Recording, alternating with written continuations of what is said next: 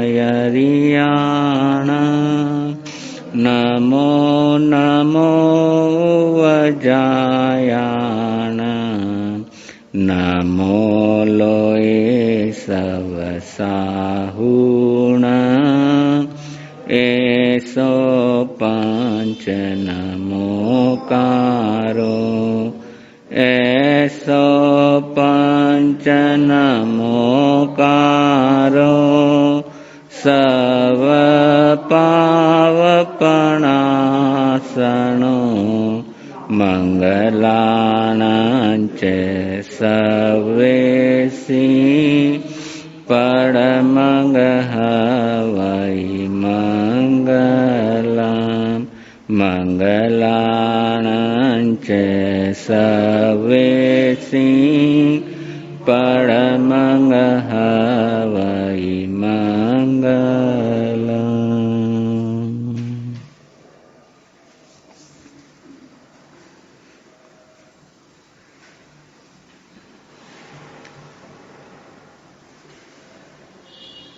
बत्तीस शुभ योग संग्रह का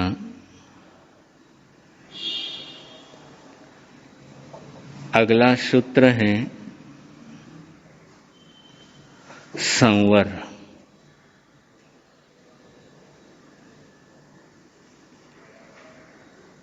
जो जिंदगी को संवार दे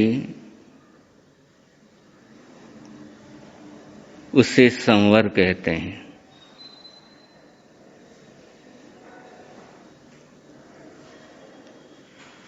जिन रास्तों से होकर के परेशानी जीवन में आती है,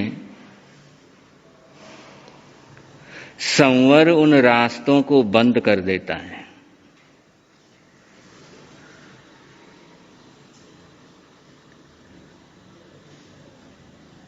बद्दुआ के रास्ते जब तक खुले हुए रहते हैं, दूसरों की हाय लेने के रास्ते जब तक खोल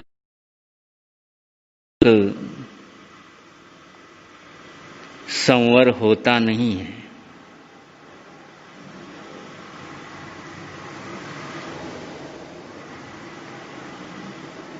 यदि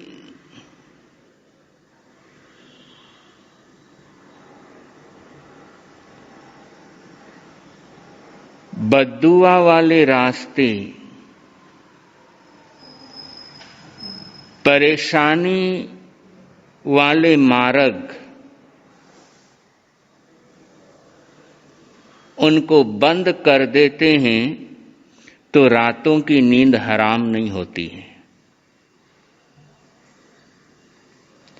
जीवन का राम राज्य बिगड़ जाता है जब बद्दुआ वाले रास्ते हम खोल करके रखते हैं।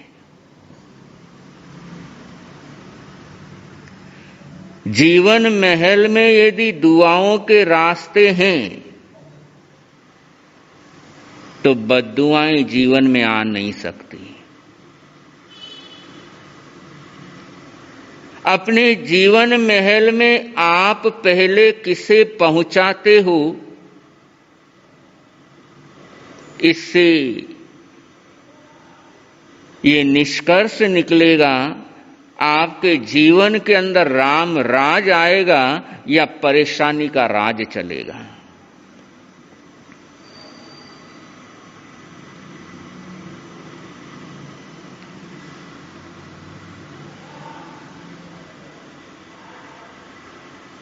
कैकई के महल में पहले मंथरा पहुंचती है।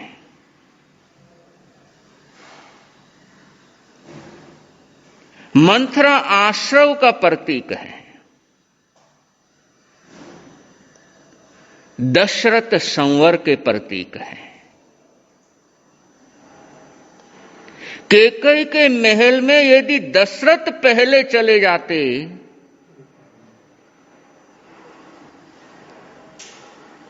तो राम राज बिगड़ता नहीं।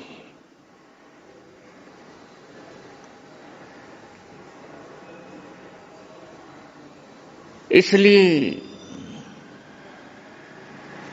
उन दरवाजों को बंद करो जिन दरवाजों से होकर के तुम्हारी जिंदगी के अंदर परेशानियां आती हैं।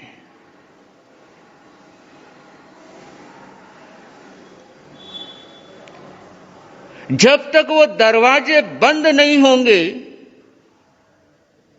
तब तक एक परेशानी का समाधान ढूंढोगे, दूसरी परेशानी तुम्हारे जीवन में आ जाएगी। दूसरी परेशानी का जब तक समाधान खोजेंगे, तीसरी परेशानी सामने आकर के खड़ी हो जाएगी। क्योंकि परेशानियों के आने के मार्ग, रास्ते हमने बंद नहीं किए।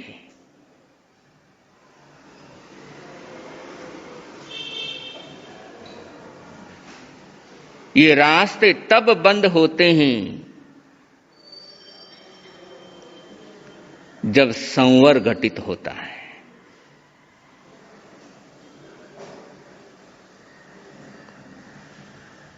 जिंदगी को संवारने के आगमकारों ने मुख्य तौर पर 20 कारण बताए।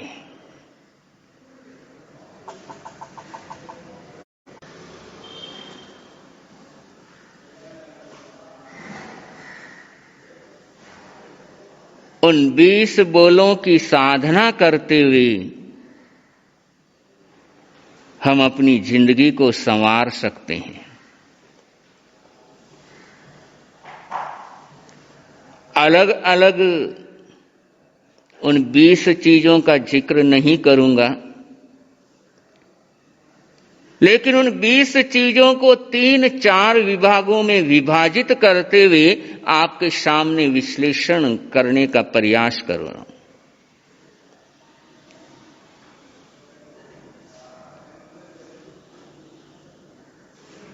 जिंदगी को संवारने के लिए हम चाहते हैं जिंदगी में परेशानियां ना आए, उसके लिए है मन वचन काया को उन मार्ग में जाने से रोकना।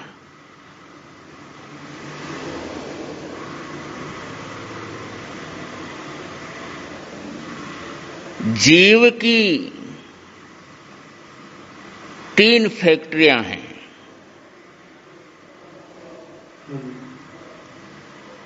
मन की फैक्ट्री, वचन की फैक्ट्री, काया की फैक्ट्री।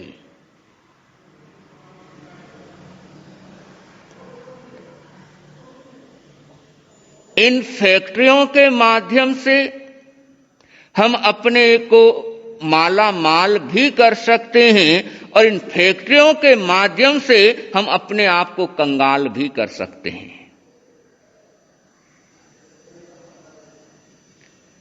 यदि फैक्ट्रियों को चलाने की अक्ल है तो माला माल बन सकते हैं, और फैक्ट्रियों को चलाने की अक्ल नहीं है तो अपना दिवाला भी निकाल सकते हैं। इसमें से मन की फैक्ट्री सबसे बड़ी है। सबसे ज्यादा टर्नओवर मन की फैक्ट्री का है। 24 आवर्स रनिंग रहती है मन की फैक्ट्री।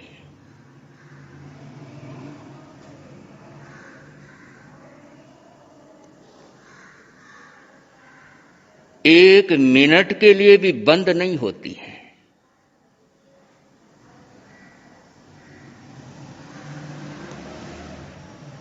इतनी बड़ी फैक्ट्री मन की है, और ये मन की फैक्ट्री चलाने का सौभाग्य, अच्छी तरीके से चलाने का सौभाग्य सिर्फ मानव को मिलता है।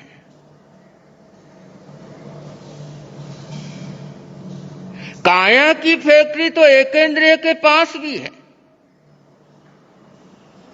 वचन और काया की फैक्ट्री तो बेंद्रिय तेंद्रिय के पास भी है, लेकिन मन की फैक्ट्री सिर्फ सन्नी पंचेंद्रिय के पास है, और उसमें भी व्यवस्थित तरीके से हैंडल कर सके वो शक्ति सिर्फ मानव के पास।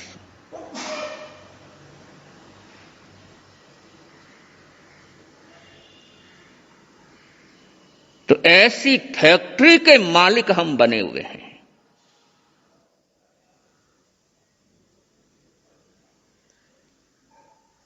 फैक्ट्री का मालिक बनना आसान है, लेकिन फैक्ट्री को नफे के अंदर चलाना कठिन है।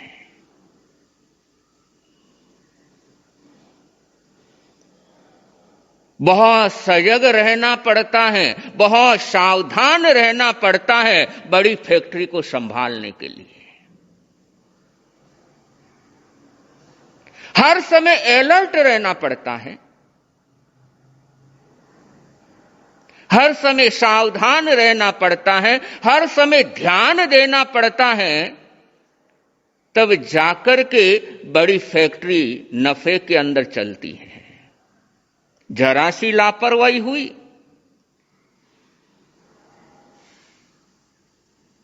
नफे वाली फैक्ट्री भी नुकसान के अंदर जा सकती है। तो मन की फैक्ट्री हमें मिली है जो सबसे ज्यादा टर्नओवर करती है।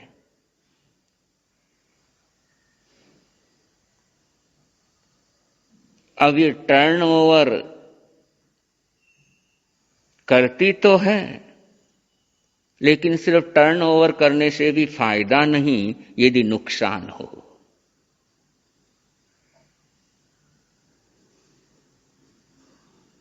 इस मन की फैक्ट्री को फायदे में कैसे चलाएं?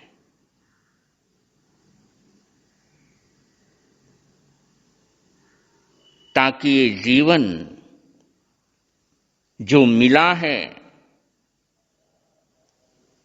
ये आगे हमारे लिए बढ़िया से बढ़िया मार्ग प्रशस्त कर जाए।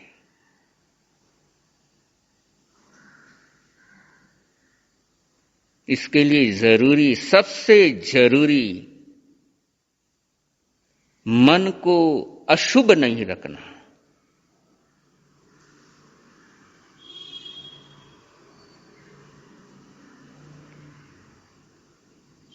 मन को शुभ रखना। जिंदगी में अनेकों बार जो कभी सोचा नहीं वैसी स्थितियां सामने आ सकती है। जो कभी सपने में भी जिसका ख्याल नहीं आया था, सपने में भी जिसकी कल्पना नहीं की थी, वैसी परिस्थितियां भी सामने आ सकती है। उस स्थिति के अंदर भी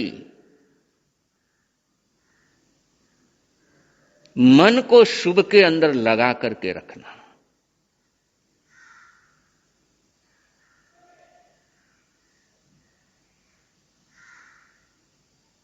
ऐसी स्थिति में मन को अशुभ के अंदर नहीं जाने देना।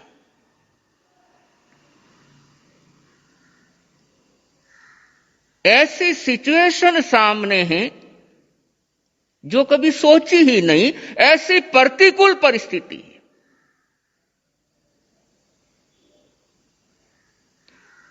उस समय ऐसा नहीं लगना चाहिए कि जिंदगी तपता हुआ रेगिस्तान बन गई है।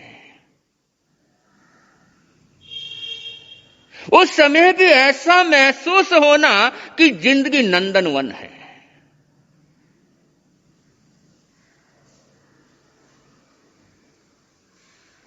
उस समय ऐसा महसूस नहीं होना कि जिंदगी जहर का प्याला है। उस समय भी उन्हीं ख्यालों में, उन्हीं शुभ विचारों में रमण करना कि जिंदगी अमृत का महासागर है।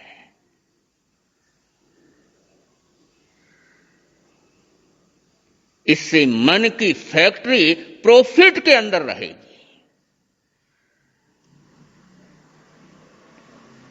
कठिन स्थितियों के अंदर है, कठिन मुश्किलों के अंदर है, कठिन सिचुएशन सामने है, लेकिन उस समय भी निराश नहीं होना, क्योंकि निराशा मन को निकम्मा बना देती है।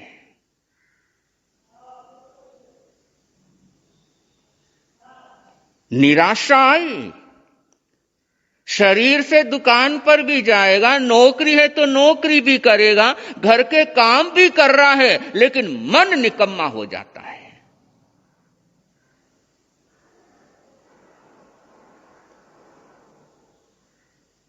और यदि मन निकम्मा हो गया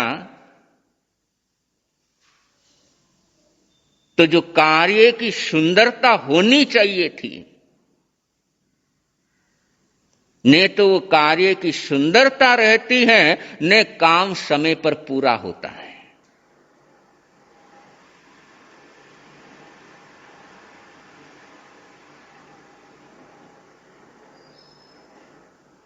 रेखा की सहेली रेखा से मिलने उसके घर पर पहुंची।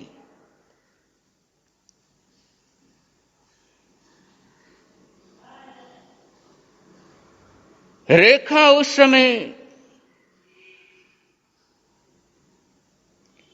घर की सफाई का काम कर रही थी। ये देख करके उसकी सहेली ने कहा, रेखा तू ये काम खुद करती है, मैं तो इसके लिए स्पेशल बाई बुलाती हूं, भला ऐसा काम करना हमें शोभा थोड़ी। रेखा की सहेली से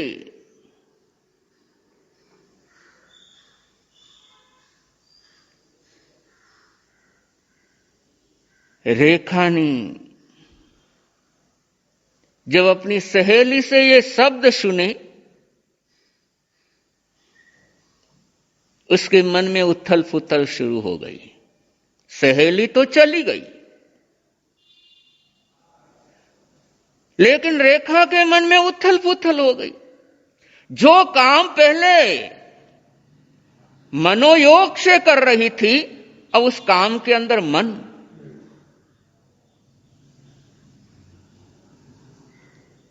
निकम्मा हो जाएगा।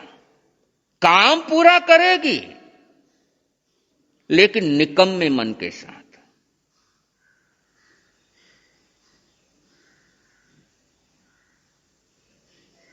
अजीत अपने दोस्त से मिला, चर्चा चल पड़ी और अजीत ने अपने दोस्त से कहा, अरे यार तेरे को सिर्फ इतनी सी सैलरी मिलती है, जबकि मैं तो तेरे से 1 घंटा कम काम करता हूं और तेरे से 3,000 रुपए ज्यादा मुझे मिलते हैं।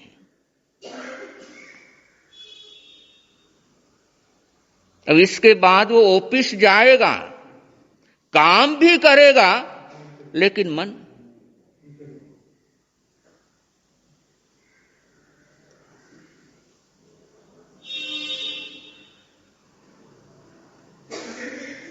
मीना की सहेली उसके घर पर पहुंची। मीना काम कर रही थी।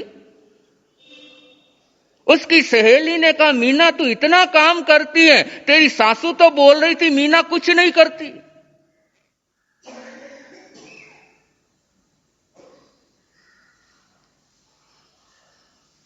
अब मीना उसके बाद भी काम करेगी,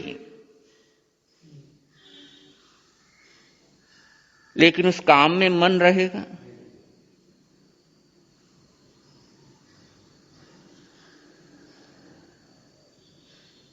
और उस काम में मन नहीं लगा, मन निकम्मा हो गया। और जब मालिक ही निकम्मा हो जाए तो फैक्ट्री लॉस में या प्रॉफिट में?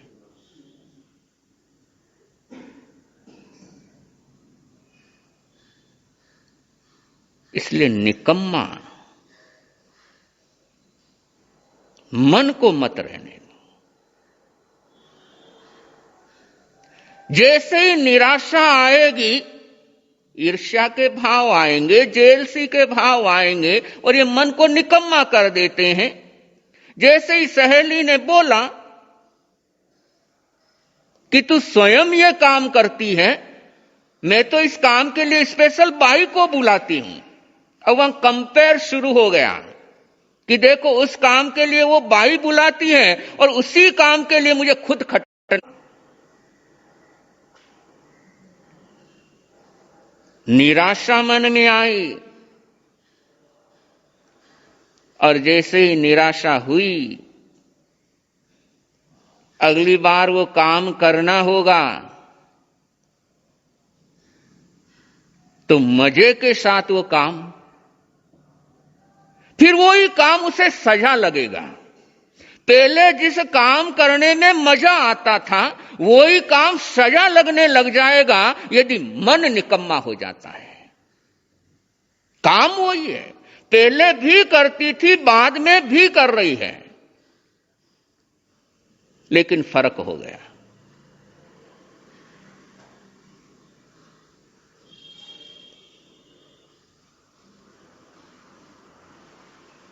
और कोई भी काम भार समझ करके करते हैं, बोझ समझ करके करते हैं, तो उस काम की क्वालिटी कैसी रहेगी?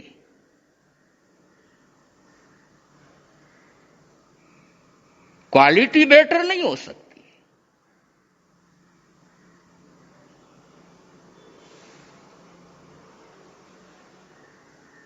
और परिणाम स्वरूप परेशानियों के आने के मार्ग खुल जाते हैं।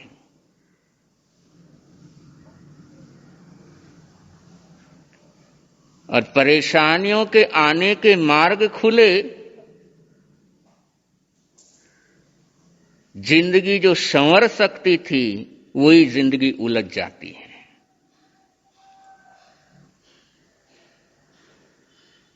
श्री कृष्ण महाराज के पुत्र ढंढन कुमार ने दीक्षा ली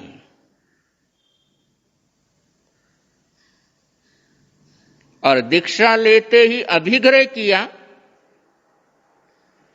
मेरी लब्धि का आहार मिलेगा तो ही मैं। क्या अभिग्रह लिया? मेरी लब्धि का आहार मिलेगा तो ही मैं ग्रहण करूंगा। ले सकते हैं अभिग्रह कि मेरी मेहनत से जो मैं कमाऊंगा वो ही मेरा होगा, बाकी बेटे की शादी होगी, उसके ससुराल से आएगा, मुझे नहीं चाहिए। पिता बंटवारा करेंगे, जो मिलेगा तो ठीक है, वरना मैं हाय हाय नहीं करूंगा।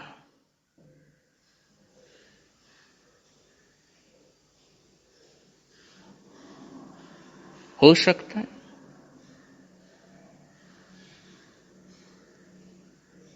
कि मेरी मेहनत का, मेरे पुरुषार्थ का जो मुझे मिलेगा सिर्फ उसी को ही स्वीकार करूंगा। कि बहू लेकर के आएगी, लेकिन बहू जो लेकर के आई वो मैं अपनी कस्टडी में नहीं रखूंगा। बहू जो लेकर के आई वो मैं अपनी कस्टडी में नहीं रखूंगी। हो सकता है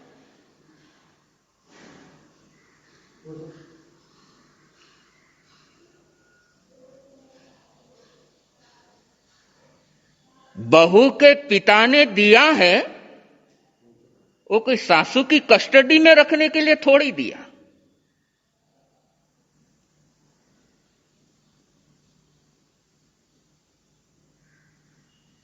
और जब बहू को मिला और सासू अपनी कस्टडी में ले लिया,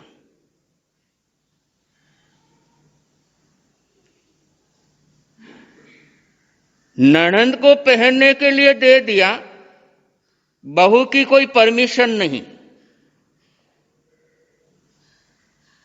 क्या होगा? होता है ना।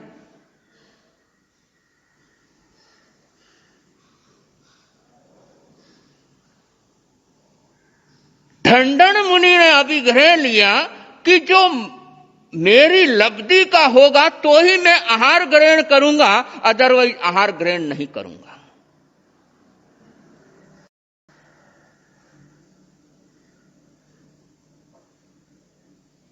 तीन महीने गुजर गए, अपनी लब्धि का नहीं मिल रहा। मिलता है, लोग देने को तैयार हैं, लेकिन पूछते हैं तू मुझे जानता है? लोग कहते हैं जानते हैं। तुम नेमिनाथ भगवान के शिष्य हो, कोई कहते कृष्ण महाराज के पुत्र हो, तो कहता नहीं चाहिए।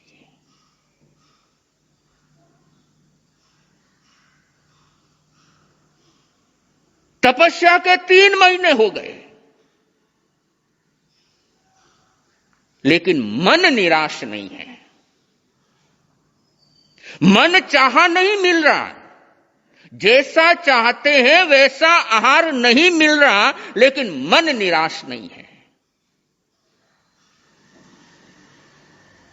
जैसी बहू चाहते थे वैसी नहीं मिली, जैसी सासू चाहते थे वैसी सासू नहीं मिली, जैसा गुरु चाहते थे वैसा गुरु नहीं मिला, जैसा चेला चाहते थे वैसा चेला नहीं मिला। उस समय ढंढन मुनि को याद करना,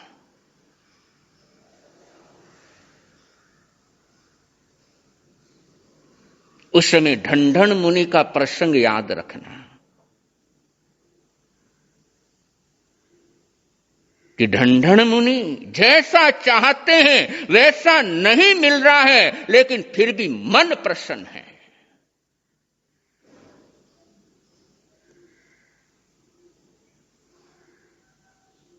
मन निराश नहीं है, मन में वही उत्साह है।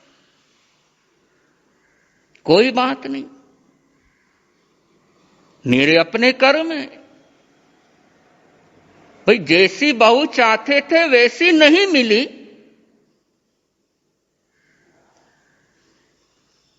तो इसमें गलती बहू की, गलती अपने कर्मों की कि किसी जन्म में ऐसे खोटे कर्म किए हुए हैं जो ऐसी खोटी बहू मिली। कमी किसमें निकालनी?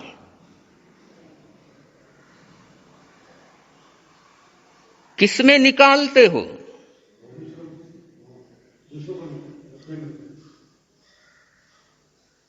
इससे क्या होगा?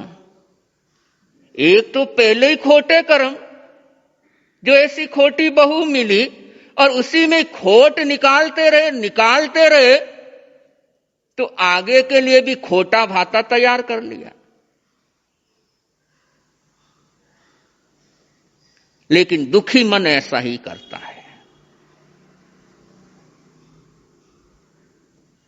दुखी मन हमेशा दूसरों को कारण बनाता है कि दूसरा प्यार से बात कर लेता तो बात बिगड़ती नहीं।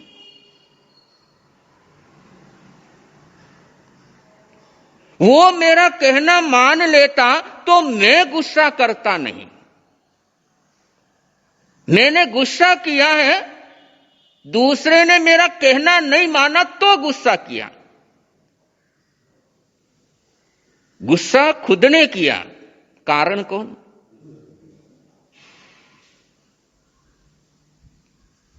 फिर ऐसे करने से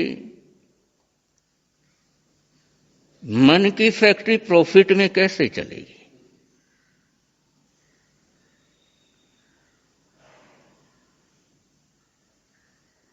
तो ढंढन मुनि निराश नहीं है। महान वैज्ञानिक एडिसन, जिसने बिजली के बल्ब का आविष्कार किया, इस चाहत के साथ एक्सपेरिमेंट शुरू किया, मुझे बिजली का बल्ब बनाना है, लेकिन वो एक्सपेरिमेंट करता फेल हो जाता है, मन चाहा नहीं हो रहा। एक बार हो गया, 2 बार हो गया, 10 बार हो गया, 20 बार हो गया, 1000 बार हो गया,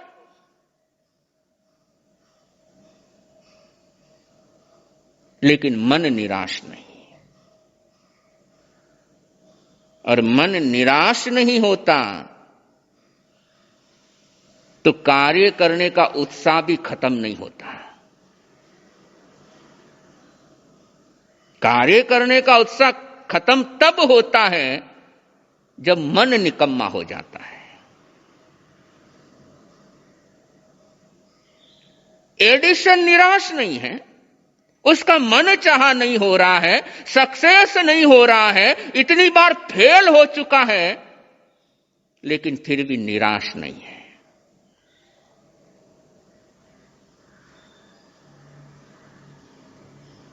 समय आया, सफल हो गया।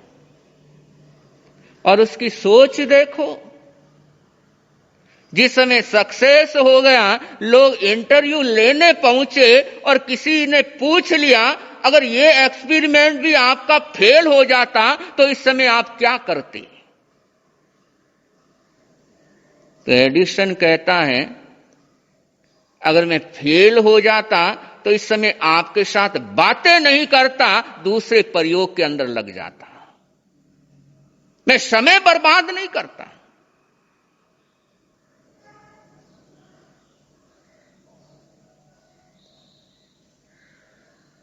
इसी से हम अपने लक्ष्य तक पहुंचते हैं।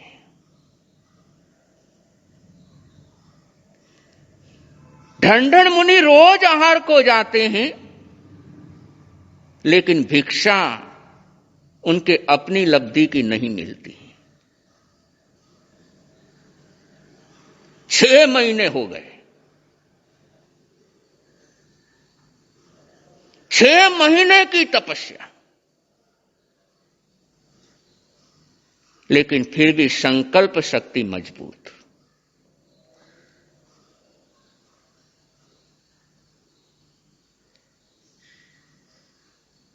हम तो 2-4 दिन में ही परेशान हो जाते हैं।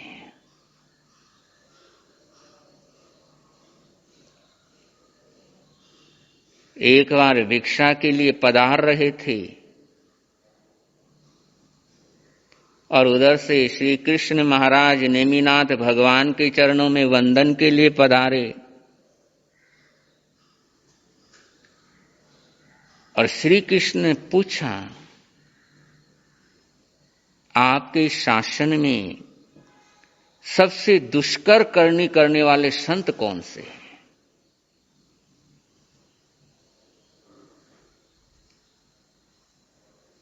और उस समय नेमिनाथ भगवान ढंढन मुनि का नाम बताते हैं।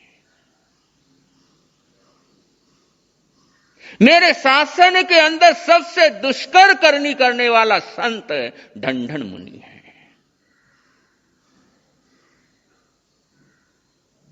और बहुत दुष्कर होता है जब असफलता हाथ लगती हो और मन के अंदर उत्साह बना के रखना, बहुत दुष्कर।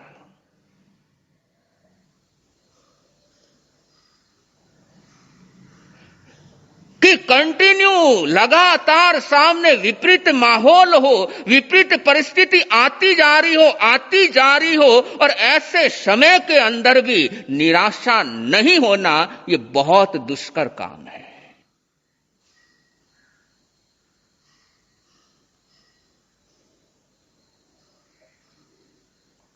और जो ये दुष्कर काम कर लेता है वो माला माल हो जाता है।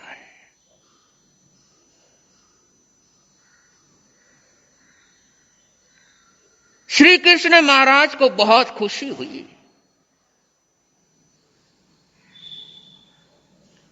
वापस भगवान को वंदन करने के बाद वापस जा रहे हैं और रास्ते में देखा सामने से ढंढन मुनि पधार रहे हैं। बहुत दिल खुश है। और होता ही है। अपने परिवार का कोई लाडला, अपने परिवार का कोई प्रिय जब उस स्थिति में, इतनी ऊंची स्थिति में पहुंच जाए तो खुशी होना स्वाभाविक होता है।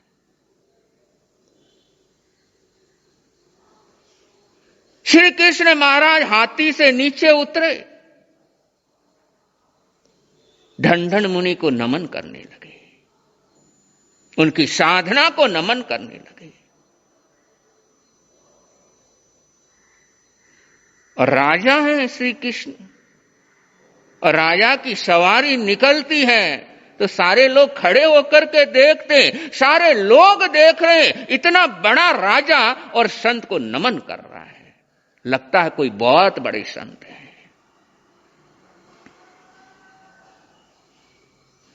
और उस दृश्य को देख करके किसी के मन में भावना हो गई, आहार मिला है कि मुझे कोई जानता नहीं है, देने वाला मुझे जानता ही नहीं।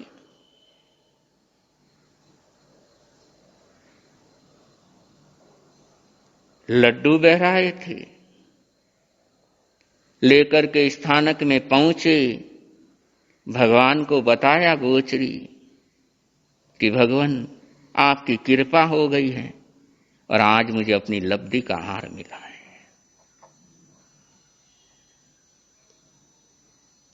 भगवान नेमिनाथ कहने लगे, ढंढन ये तेरी लब्धि का आहार नहीं है, तेरी लब्धि का आहार नहीं है, ये तो श्री कृष्ण महाराज तेरे को वंदन कर रहे थे, वो उससे प्रभावित होकर के तुझे लड्डू बहराए हैं, ये तेरी लब्धि का नहीं है, ये तो श्री कृष्ण महाराज के प्रभाव के कारण तुझे मिला है।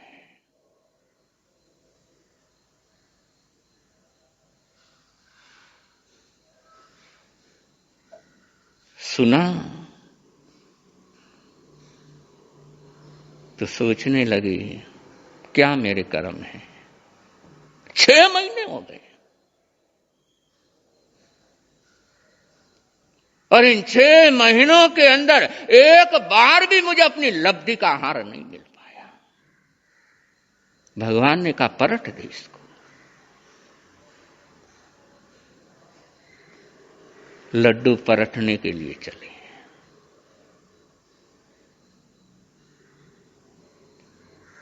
लड्डुओं का चूरा कर रहे हैं, और लड्डू का चूरा करते करते सोच क्या है, सोच क्या है, मेरे कर्म के कारण, और यदि कोई परेशानी सामने आती है हमारे, और इस सोच के साथ आगे बढ़ते हैं कि नहीं, मेरे जीवन के अंदर तकलीफ आई है, मेरे जीवन के अंदर परेशानी आई है, कोई समस्या आई है, तो इसके जिम्मेदार कोई दूसरा नहीं है।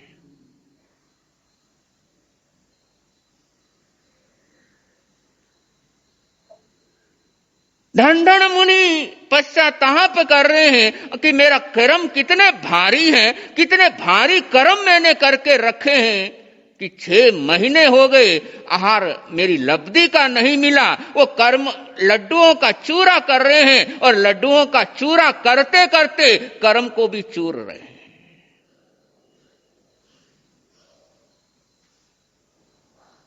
बहुत जल्दी कर्म समाप्त होते हैं यदि जिम्मेदारी हम लेना सीख जाते हैं।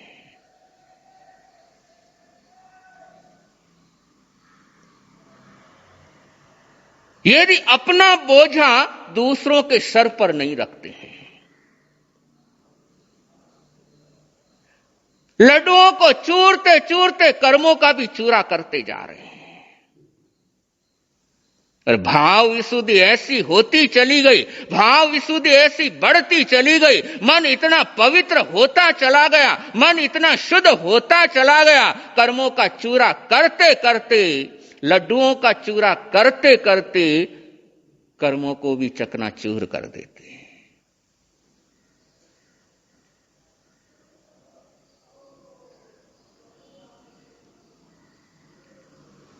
मन की फैक्ट्री संभालना।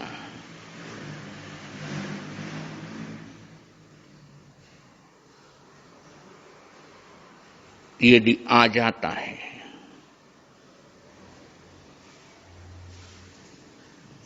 तो मुक्ति मंजिल दूर रहती नहीं है।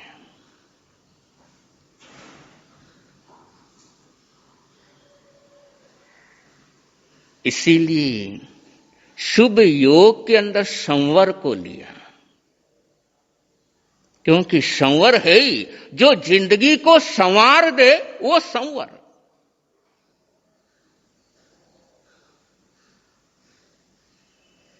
संवर की आराधना जिस पल शुरू कर दी, यानी परेशानियों के आने का जो मार्ग था, वो मार्ग हमने बंद कर दिया, वो रास्ता हमने बंद कर दिया।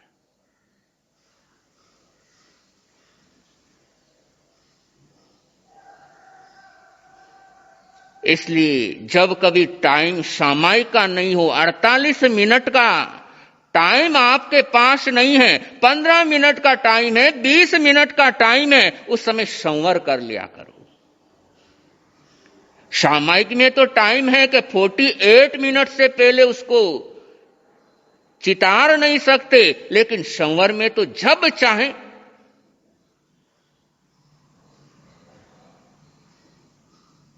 क्योंकि यही वो रामबाण औषधि है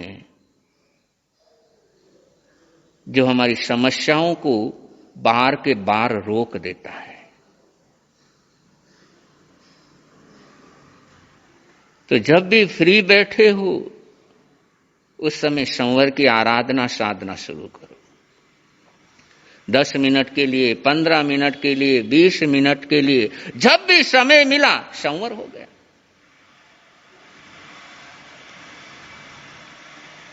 इससे बर्बादी के रास्ते बंद हो जाते हैं।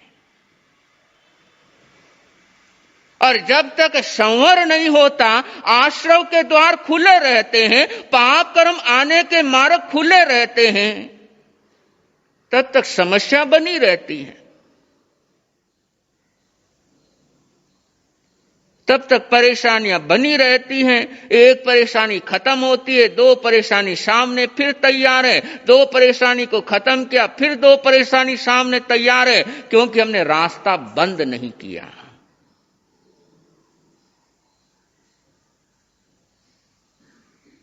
तो संवर रास्ता बंद करता है, परेशानियों का रास्ता रोक लेता है। संवर कर लिया यानी परेशानियों के लिए बोर्ड लग गया नो एंट्री का, वही रुक गई कि रास्ता तुम्हारे लिए नहीं है।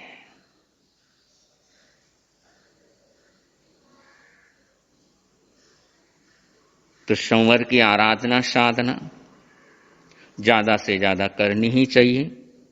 और भी कुछ चर्चा है संवर के विषय में, जो आगे के प्रवचनों में आप लोगों के समक्ष आएगी। इन्हीं मंगल कामनाओं के साथ बोले भगवान महावीर स्वामी।